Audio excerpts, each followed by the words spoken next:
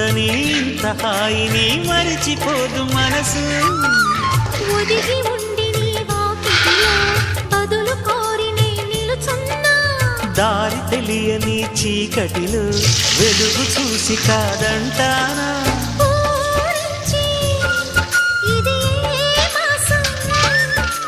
ప్రేమించే ప్రతి గుండెను అందెల సందడి చేసే హేమంతం ఇది. మన సొంతం అయినది. కిలకిల నవ్వే కోయిల కోసం వచ్చింది మధుమాసం. మిలమిల